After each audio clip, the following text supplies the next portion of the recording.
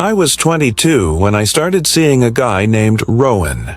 We met through a dating app, just your typical modern romance platform where swipes determine fate. Over the span of 5 weeks, we went on 4 dates. In the beginning, it all seemed promising. Our first outing was brief, a quick meetup at a corner cafe near downtown Wexler. Less than an hour, more like a casual interview to see if either of us was secretly a catfish or a sociopath. He passed the vibe check well enough. Date 2 was drinks at a neighborhood bar with dim lighting and overpriced cocktails. We loosened up, laughed a bit more, and I thought maybe, just maybe, this guy had potential. By the third date, a dinner at a trendy fusion place, my feelings started to shift. Something about Rowan's mannerisms gave me pause. It wasn't anything overtly disturbing, but a subtle discomfort crept in. He was polite enough, the conversation flowed, and the night ended with a kiss. The first and only one we shared. I tried to convince myself it was sweet, not strange. I told myself if I let it happen, it couldn't have been that bad. A couple of weeks later, we went on what would be our final date. Another evening of drinks, but this time my enthusiasm had deflated. I walked in already watching him closely. His quirks, once almost endearing, now seemed offbeat in the worst way. He drank more than usual, slurred a little, and got physically clingy. He leaned in for kisses again and again, even though we were seated elbow to elbow with strangers. I'm not a fan of PDA, especially in a crowded bar. I brushed off his hands, gently but firmly, and after half an hour, I told him I was tired. He didn't take the hint at first, but I insisted, and he eventually called for the check. Outside, under the cold streetlights, he turned to me and bluntly asked if we could go back to his place. I gave the standard excuse, work early in the morning, even though I had nothing scheduled. He pushed back. I'll drive you tomorrow. Come on. Whether drunk or just shameless, I found it ridiculous and disrespectful. And yes, I noticed he planned to drive himself home in that state. That was the final straw for me. I crossed the street to the lot where my car was parked, climbed in, and began the slow drive home. I wasn't drunk, but I'd had just enough to be extra cautious. Hyper-aware of my surroundings, I checked my mirrors constantly. Partly looking for cops, partly just on edge. That's when I noticed the car behind me. Same shape, same headlights, still there after 3 turns. At a red light, it was close enough that I could tell it was Rowan's. I texted him, "Are you following me?" He responded almost instantly, "Yeah, just want to make sure you get home okay." I called him. No answer. My stomach turned. This wasn't sweet. This was unhinged. I pulled into a side road, stopped the car, and messaged, "Please stop following me. I'm fine." Through my rear view, I watched his car idle in the road for a few seconds, likely reading the message. Then he drove off without another word. I didn't hear from him again until I was already home, tucked under the covers. His message read, "Hope I didn't freak you out. Sorry I got wasted. Maybe next time we do something chill, like dinner at my place?" I ignored it. Next morning. Oh no, is the vibe off? Still nothing from me.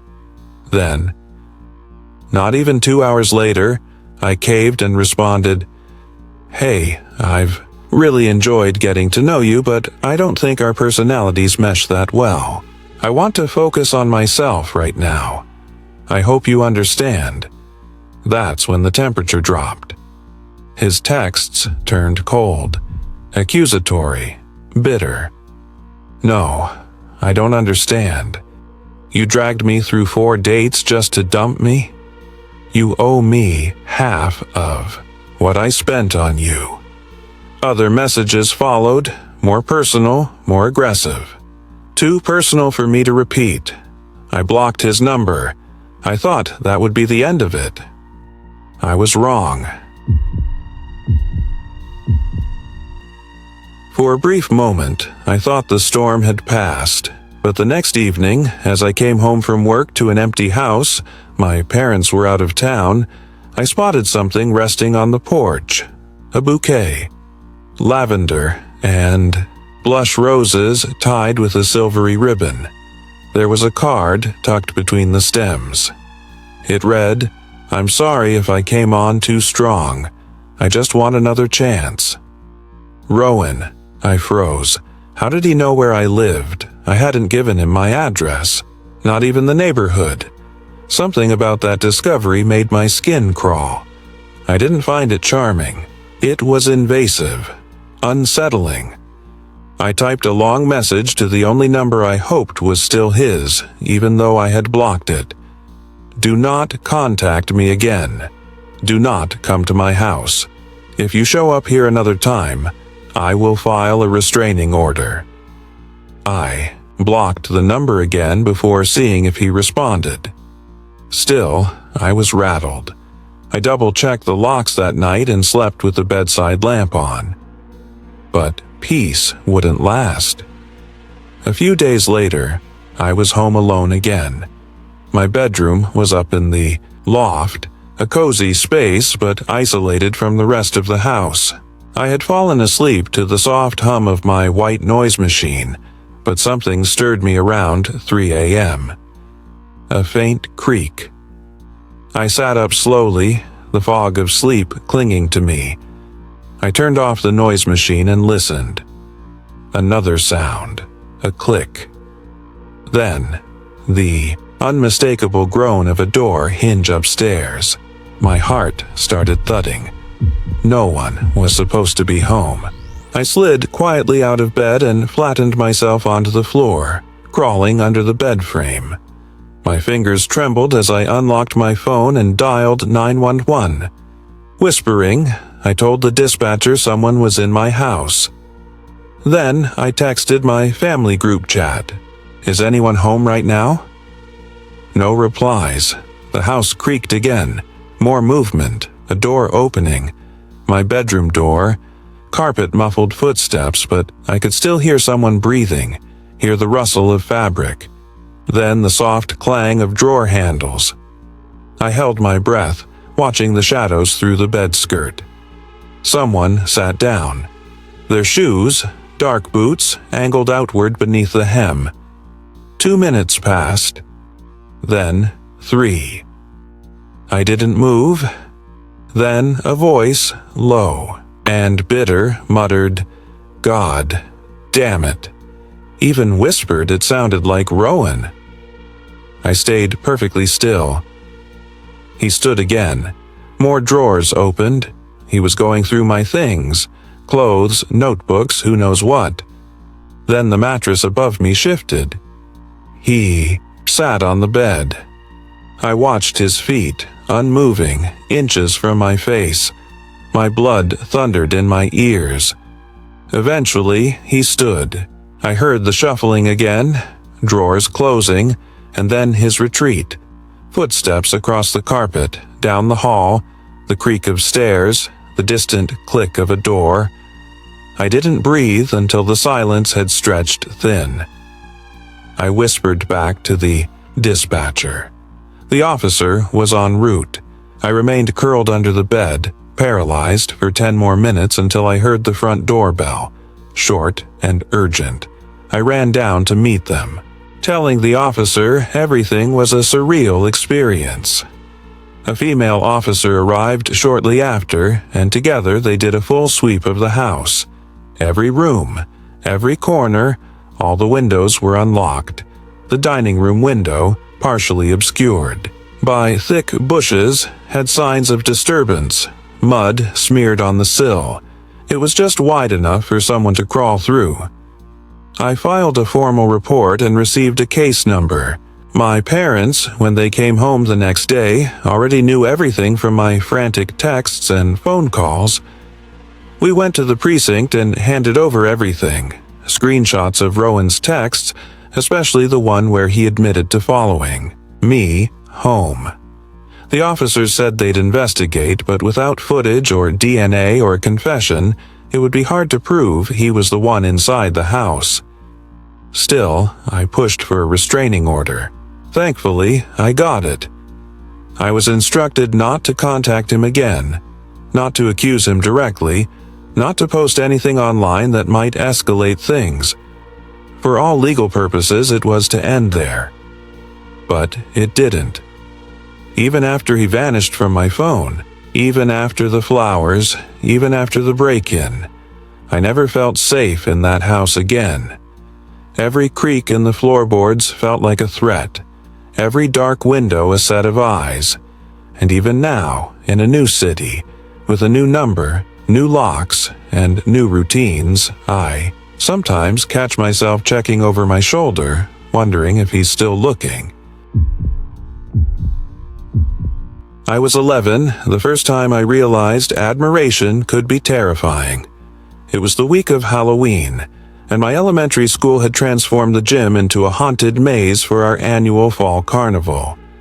I stayed after class most days that week to help with decorations, taping up cobwebs, hanging up glowing skeletons, and getting rewarded with slices of greasy pizza and orange soda. It was fun. It felt like belonging. There were a few of us who stayed, late, including this kid I'll call Milo. He was quiet, lanky, always wore the same tattered hoodie. We talked now and then while hanging fake bats from the ceiling, and he always seemed harmless. Kind of funny, actually. I never thought much about him. Just another face in the crowd. 2 weeks later, a group of girls from my class swarmed. Me at recess, giggling like it was Christmas morning.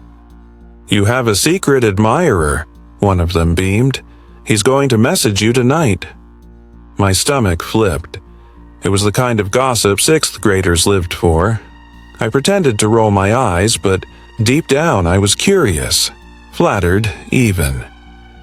That night, just as I was about to plug in my iPad and go to sleep, I got a message on Messenger, the app I mainly used to tell my parents when I got home safe. The message was from Milo. I'd forgotten we'd exchanged Facebooks on Halloween. The message simply said, "Ayla, I need to talk to you." I blinked at the screen. "Hey, what's up?" I replied, slightly concerned. The typing bubble popped up and stayed there for 2 full minutes. Watching it felt like waiting for a storm cloud to burst. Then, finally, it came. A long confession. So jarring it felt like reading a stranger's diary. Milo poured his heart out in messy, obsessive paragraphs. He wrote about how I drove him crazy since Halloween, how he'd tried to show off during recess, doing tricks with his soccer ball I never noticed, how he couldn't take being invisible anymore. He ended with, "I want you to notice me. Will you be my girlfriend?" I sat there, stunned. I barely even knew this kid. We'd exchanged maybe 20 words total in our lives. I tried to be gentle. I typed out something like, "You're really nice, but I don't feel that way. I think we should just be friends." I hit send and watched the message hang in the air like a pin pulled from a grenade. The reply came fast. "Why not? What did I do wrong?" Over and over, he asked. I gave different reasons. None seemed to satisfy him. Eventually, the messages stopped. The next day was a nightmare. During lunch, his friends approached me one by one, saying Milo wanted to kiss me, and that he'd do it even if it meant cornering me. They laughed. I didn't. I told my teacher. She instructed me to stay inside during recess and lunch, and to come running if I ever saw him near me. That didn't feel like enough, so I went to the principal. He said he'd handle it. For a moment, I believed him. That belief shattered 3 days later when someone knocked on our front door less than 5 minutes after I walked home from school. My mom answered. No one was there, just a folded piece of paper on the doorstep addressed to me.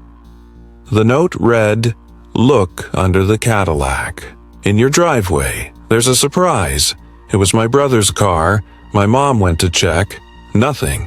But later that week, the car wouldn't start. We never figured out why. My brother eventually sold it. Still, the real terror wasn't mechanical. It was the feeling of being watched. Soon after, I spotted Milo crouched across the street one afternoon, phone in hand, camera pointed towards me. I heard the faint sound of a shutter click. I spun around. He ducked behind a bush. He messaged me constantly. Morning affirmations. You'll look beautiful today. Can't wait to see you. It was relentless.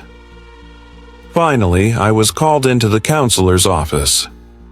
For once, I felt hopeful. Maybe now someone would really take this seriously. But instead, the counselor just smiled. Boys get a little silly when they're in love, she said. It's flattering, sweetie. This is just part of growing up. I blinked. She leaned in, warm and condescending. You should be kind. You'll understand when you're older. At the time, I believed her. I thought maybe she was right. Maybe I was overreacting. But that night, I told my mom.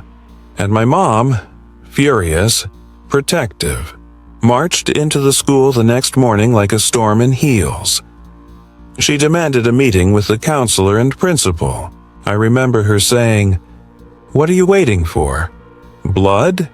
My daughter is scared to walk home." They offered no answer, only silence. My mom made it clear, "Don't speak to my daughter again unless I'm in the room." Even then, I don't think Milo ever faced consequences. He got away with it, all of it. The worst part? It wasn't over. If you've ever felt unheard, unsafe, or dismissed, your story matters. No one should have to endure fear in silence, and no one's pain should be minimized as just a phase. If this story resonated with you, share it, speak out, support others, and above all, trust your instincts. If you're in danger or being harassed, contact local authorities or a crisis hotline. If you're an educator or parent, take reports seriously. Early intervention matters. If you've experienced something similar, you're not alone. Let's end the cycle of silence together.